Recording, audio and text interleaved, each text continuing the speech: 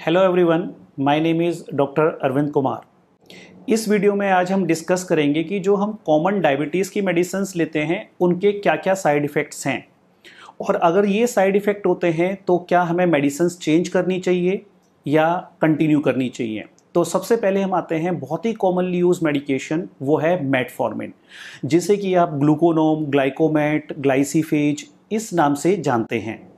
तो अब इसका जो कॉमन साइड इफेक्ट है वो है स्टमक के ऊपर। ये नोजिया करता है, कई बार वॉमिटिंग आ सकती है, गैस्ट्राइटिस होता है इससे, और लूज मोशंस लग सकते हैं। लेकिन ये साइड इफेक्ट जो है over a period of time धीरे धीरे करके सेटल हो जाते हैं। लेकिन अगर ये साइड इफेक्ट बहुत ज़्यादा हो रहे हैं, बहुत ज़्यादा लूज मोशंस हैं, डिहाइड्रेशन है, तो आपको अपने फिजिशियन को कांटेक्ट करना है और हो सकता है कि ये मेडिसिन आपकी विदहोल्ड करनी पड़े। दूसरा इंपॉर्टेंट साइड इफेक्ट होता है मेटफॉर्मिन का, ये B12 डेफिशिएंसी कर सकती है। विटामिन B12 एक इम्पॉर्टेंट विटामिन है जो कि नर्व्स के लिए, मेमोरी के लिए काफ़ी यूज़फुल होता है।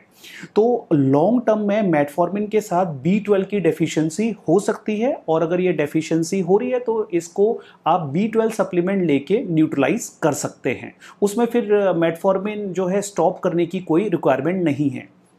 और बहुत ही रेयर साइड इफेक्ट होता है इसका एसिडोसिस होना। एक लैक्टिक एसिडोसिस करके मेडिकल टर्म है, तो ये बॉडी में लैक्टिक एसिडोसिस कर सकता है, but that is a very very extreme side effect of this metformin. दूसरा ग्रुप ऑफ मेडिकेशन है ग्लिमिप्राइड का या फिर ग्लिक्लेजाइड का। इन मेडिसिन का मैकेनिज्म ऑफ एक्शन है पैनक्रियाज को स्क्वीज करके इंसुलिन को रिलीज कराना। तो इनका क्या साइड इफेक्ट होगा? इनका मेन इंपॉर्टेंट साइड इफेक्ट होता है लो शुगर्स करना, और ये लो शुगर तभी होता है जब अगर ये आप ओवरडोज में ले रहे हो या फिर आपने खाने के बीच में लंबा गैप दे दिया हो। तो उस साइड इफेक्ट से बचने के लिए आपको हर 2-2.5 आवर्स में कुछ ना कुछ थोड़ा थोड़ा स्नैक्स या कुछ फ्रूट लेना होता है, जिससे कि आपको हाइपोग्लाइसीमिया का जो रिस्क है वो ना हो। Otherwise, they are very safe medications. Now, number third group of medication is the glitazone group of drug. Glitazone यानी कि पायोग्लिटाजोन। तो पायोग्लिटाजोन का जो मेन साइड इफेक्ट है वो है स्वेलिंग करना, इडीमा करना, बॉडी वेट को इंक्रीज करना।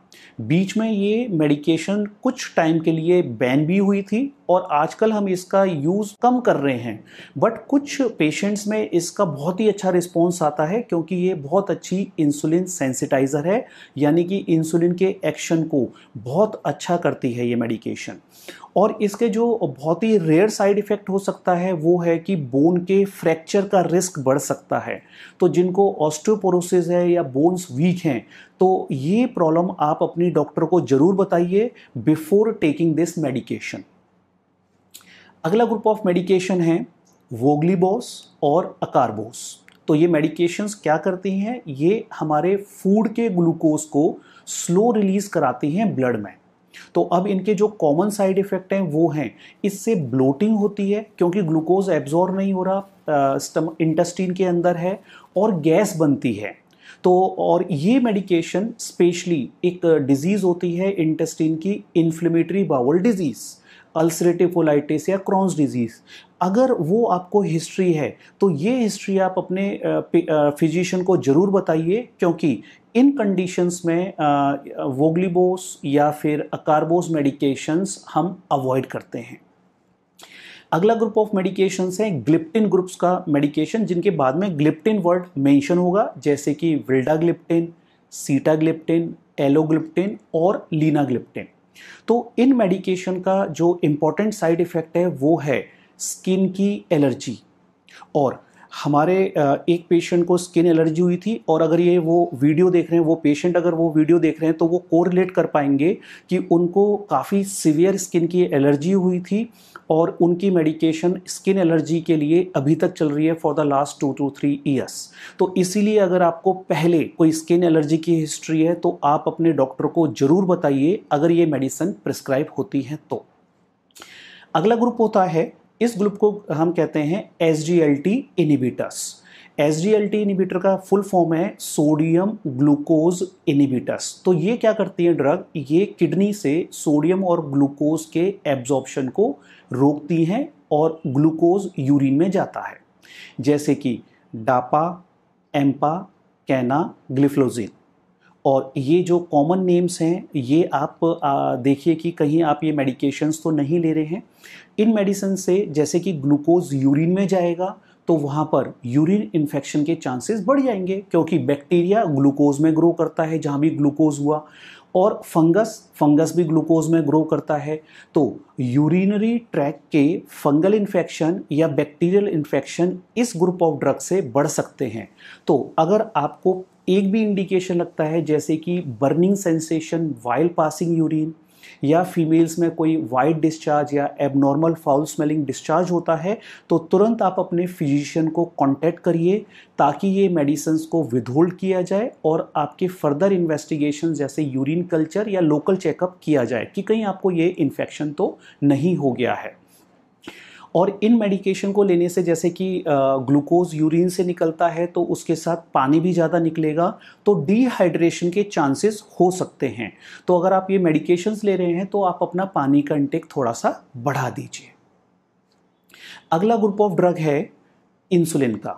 तो इंसुलिन का पर्पस है कि ये इंसुलिन को बॉडी में डायरेक्टली प्रोवाइड कराते हैं और इनका मेन साइड इफेक्ट रहेगा हाइपोग्लाइसीमिया।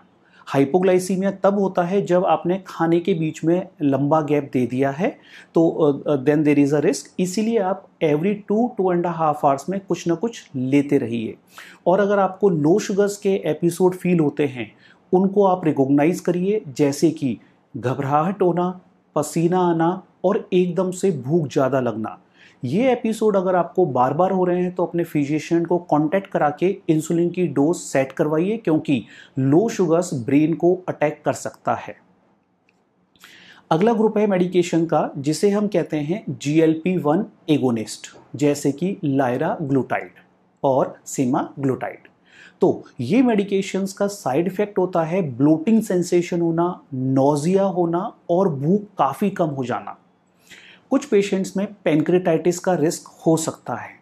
तो इसीलिए अगर आप ये मेडिकेशंस ले रहे हैं और आपको पेट में दर्द होता है तो then immediately contact your doctor कि it could be a pancreatitis. और अगर आपको पहले पैंक्रेटाइटिस की हिस्ट्री है या फिर गॉल ब्लैडर की हिस्ट्री है तो ये आप ज़रूर अपने डॉक्टर से शेयर करिए कि ये मेडिसिन्स जो है वो आपको लेनी है या अवॉइड करनी है।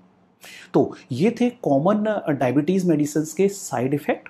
होपफुली इस वीडियो से आपको काफ़ी अच्छी इन्फॉर्मेशन मिली होगी, और अगर आपके कोई क्वेरीज हैं, कोई कमेंट्स हैं तो आप हमें ज़रूर लिखिए। Thank you.